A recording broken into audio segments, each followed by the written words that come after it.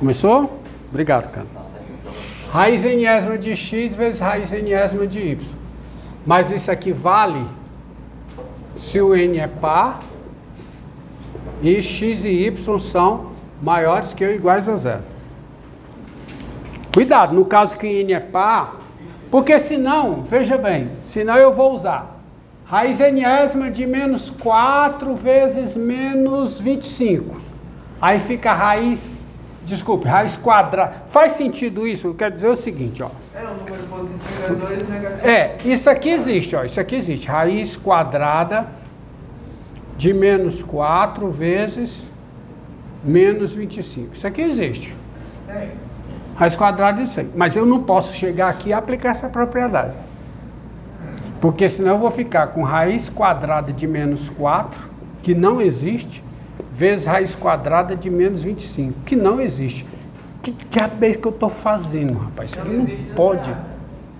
Mas o meu universo é os reais, meu filho. Tá? E não tem a definição de raiz quadrada nos complexos. Cuidado. Então, de onde vem aquele i ao quadrado? Não, existe as raízes da equação x ao quadrado igual a menos 1. Que alguns chamam as raízes quadradas da unidade. Mas não tem, porque a definição tem que ser 1. Existe as raízes dessa equação. X ao quadrado igual a menos 1. Que são i e menos i. Mas isso é... Vamos voltar para cá? Aqui não tem, tá? Então, veja bem, essa propriedade aqui é nesse caso. Como essa, ó. Raiz enésima de x sobre y é a raiz enésima de x dividido pela raiz enésima de y. Isso aqui, se n é par, x é maior que ou igual a zero e y é positivo. Isso aqui vale. Tá? Isso aqui vale. E se o n for ímpar? Se o n for ímpar, o ímpar vale tudo, né? O ímpar não tem problema. Tá? Tá? Raiz enésima de x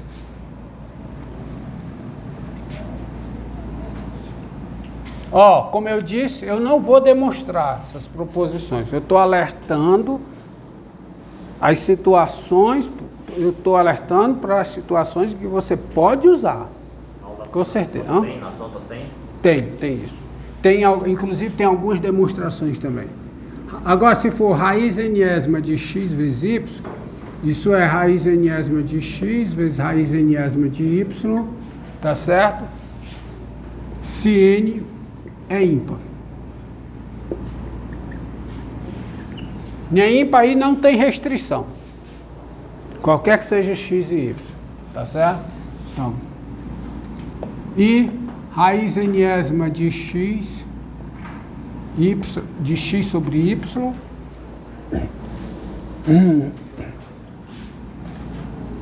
de x sobre y é o quê? É raiz enésima de x sobre raiz enésima de y, se n é ímpar,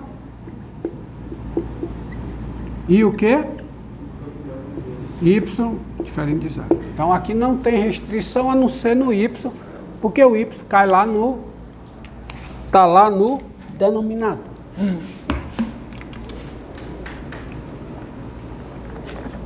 Essa propriedade aqui, ó, essa propriedade aqui dá origem ao seguinte, ó.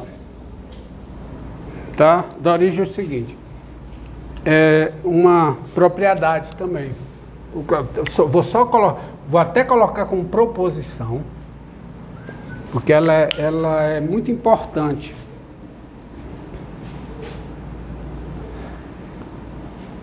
Vocês vão entender porque que eu destaco essa propriedade. Coloca até o nome pomposo, proposição. Ó, isso tudo se prova, viu? Isso tudo se prova, mas eu tô mais interessado em apontar quanto você pode usar. Proposição. Sejam, ó, x positivo, preste bem atenção, ó, x positivo M inteiro, N natural não nulo, R inteiro e S natural não nulo. Se, e a decorrente daquela lá, se M sobre N é igual a R sobre S, se esses dois números são iguais, então a raiz enésima de x elevado a m, x positivo, é a raiz enésima de x, raiz enésima não, raiz sésima de x elevado a r. Ou seja, o cálculo dessa raiz, se essas duas frações são iguais, o cálculo dessa raiz é o mesmo cálculo dessa. É consequência daquela proposição lá.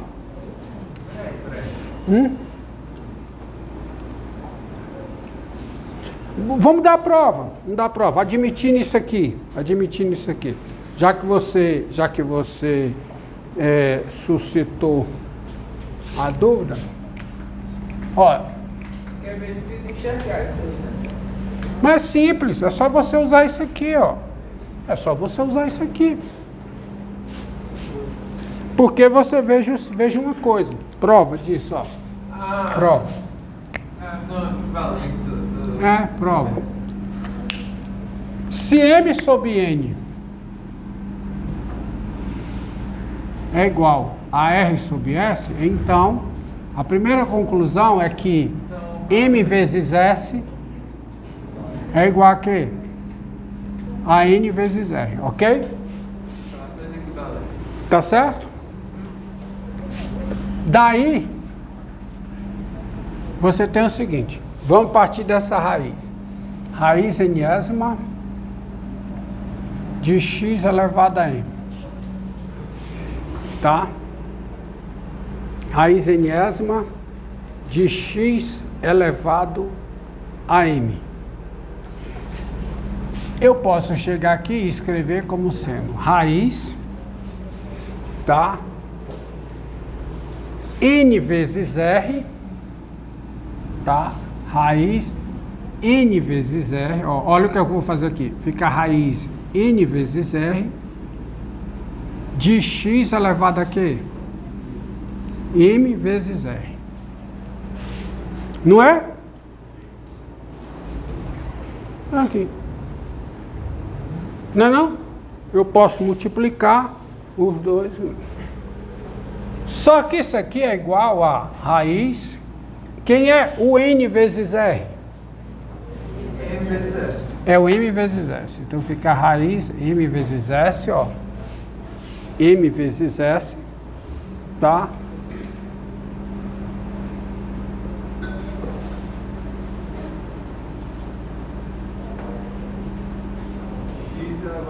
Como é? É M vezes S é igual a R vezes N. Então não é assim não. Eu não posso fazer aqui não. A mudança vai ser no outro canto, desculpa. Tá certo, mas não é aqui não. Porque o N e o R são maiores ou igual a 1. Para ser maior ou igual a 1. Então a mudança não é aqui dentro. A mudança não é aqui fora, é aqui dentro. Tá certo? Como é raiz enésima de x elevado a m, né? Ah, então, desculpe. A multiplicação é outra. É m vezes s, eu vou multiplicar por s, e aqui eu vou multiplicar também por s. Ah, agora sim, agora está consistente com o que eu quero. Está fazendo errado, tá? Fica n vezes s, porque o n e o s, que é a raiz, tem que ser números naturais não nulos. Então é. Agora eu vou usar isso, essa igualdade eu vou usar aqui dentro. Vocês entenderam? Multipliquei, eu estava multiplicando, não estava consistente. Tem que ser n vezes s dentro m vezes s, que é aquela lá. Aí fica raiz N vezes S de x elevado. Quem é M vezes S? Agora sim. M vezes S é o quê? N vezes R. Aí agora o que é que eu faço? Cancelo N, usando aquela propriedade. Então fica raiz S de x elevado a R. Acabou. É igual. Entendido? Bem simples. Acabou igual. Bem, agora é o seguinte. Eu quero o quê? Eu quero potência com expoente racional. Se eu vou definir potência com expoente racional, o critério da extensão, o critério da definição de potência racional deve ser um critério. Qual é o critério? Já vou perguntar. Qual é o critério? Você já sabe qual é. As propriedades de potências que valem lá para os inteiros, elas devem valer agora para os expoentes racionais. Ou seja, veja se você não concorda com a minha redação. Aí vocês vão entender de onde vem aquela definição, o porquê eu não vou provar a definição, porque a definição não se prova, se justifica, tá? Se justifica. Eu vou um critério, ó.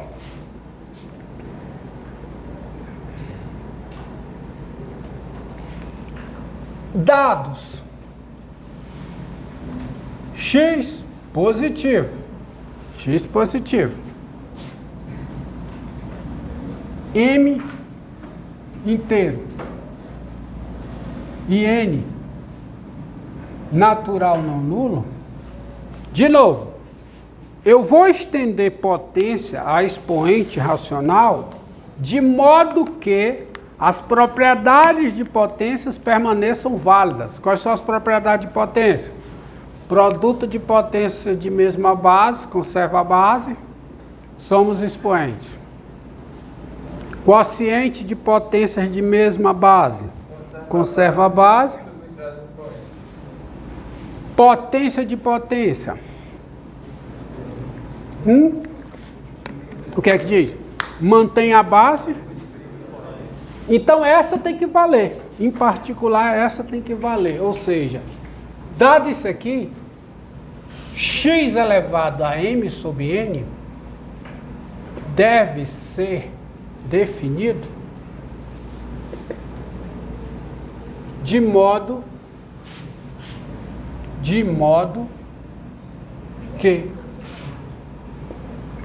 x elevado a m sobre n elevado a n seja igual a quê? A x elevado a m sobre n vezes n. Não? Isso tem que valer. Se eu for definir isso aqui, eu tenho que definir de modo que essa igualdade seja válida. Por quê? Porque tem que valer o quê? Potência de potência, tem que conservar a base e multiplicar os expoentes. Mas isso aqui eu sei quanto é. É x elevado a n. Isto é, olha, se isso deve acontecer, ou seja, se a enésima potência desse número é x elevado a m, quem é esse número? Pense um pouco. Lembre a definição da raiz enésima. Esse número, vamos lá, lembre aqui. 2 elevado à quarta dá quanto? 16. Portanto, raiz quarta de 16 é 2. Agora leve para cá. Esse número elevado a n dá quanto? Então quem é esse número?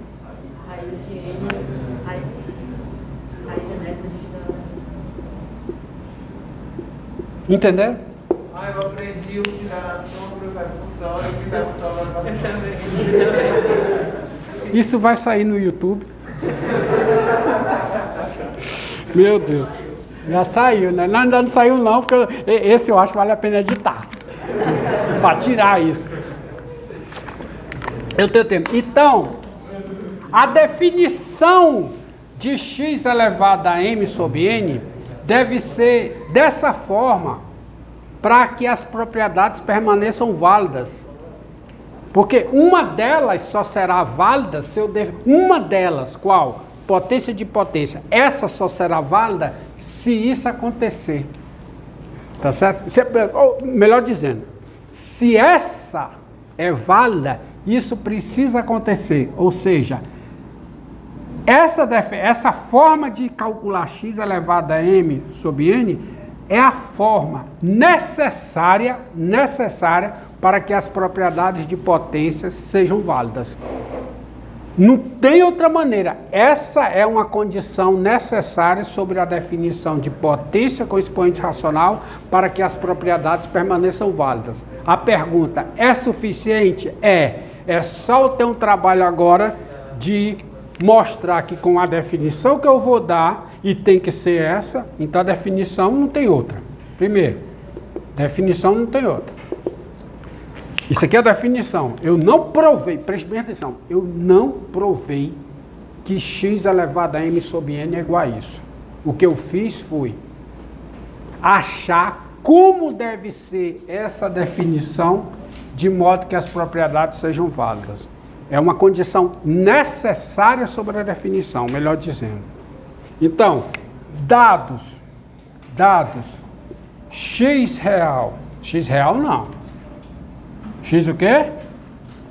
X positivo, real, mas positivo. Não é real qualquer. O meu universo numérico é o conjunto dos reais. Então, quando eu escrevo dados x maior que zero, leia-se, dado x, um número real positivo, e que racional tem-se. E esse tem-se aqui não é por propriedade, eu não estou provando, eu estou definindo. Quem é x elevado aqui? X elevado aqui, por definição, é a raiz enésima de x elevado a m, onde m é inteiro, cadê o meu apagador? Onde m é inteiro,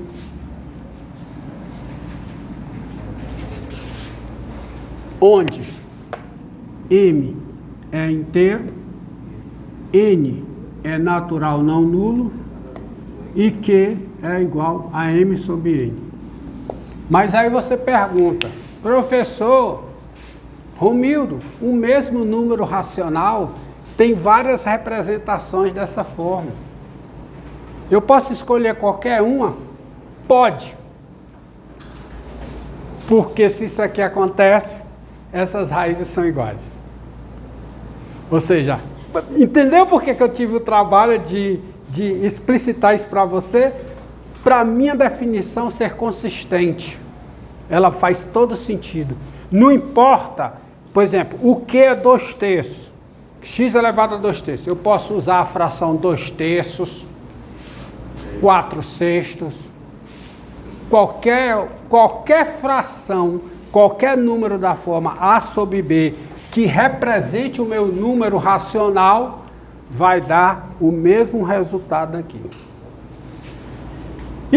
Essa definição é a definição necessária para que as propriedades permaneçam válidas. É suficiente? É, mas você tem que provar agora.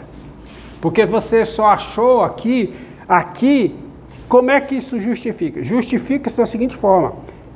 Essa definição é uma condição necessária para que as propriedades permaneçam válidas. Se as propriedades devem permanecer válidas, a definição não pode ser outra, tem que ser essa. Mas sendo essa permanecem válidas, aí você tem que provar. Você tem que começar a entender de uma vez por todas a questão do necessário e suficiente. Não é a mesma coisa. Eu já alertei sobre isso. Uma implicação, dada uma implicação verdadeira, não necessariamente a sua recíproca é verdadeira. Olha a palavra, eu já estou usando aí na expressão. Por exemplo, tá? Ó, bem simples. Uma proposição construída a partir de uma família de implicações usando o quantificador existencial. Ó. Dados x e y reais. Uma mais simples. Dado x real. Se x é maior do que 2, então x é maior que menos 3. Onde é que está o quantificador existencial aqui? Eu tenho uma família de implicações. Se x é maior do que 2, então x é maior que menos 3. Isso é uma família de implicações.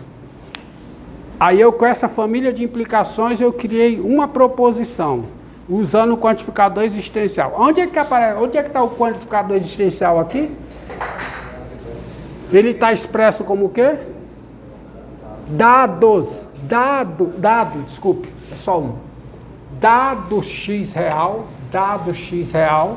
se x é maior do que 2, então x é maior que menos 3. Esta proposição é verdadeira ou é falsa? Verdadeira. Quem é maior do que 2 é maior que menos 3. Ou seja, x maior do que 2 é condição suficiente para x ser maior do que menos 3. Eu te pergunto, é condição necessária? É necessário ser maior do que 2 para ser maior do que menos 3? Não. O zero. O zero é maior do que 2? Não. Maior que menos 3? É.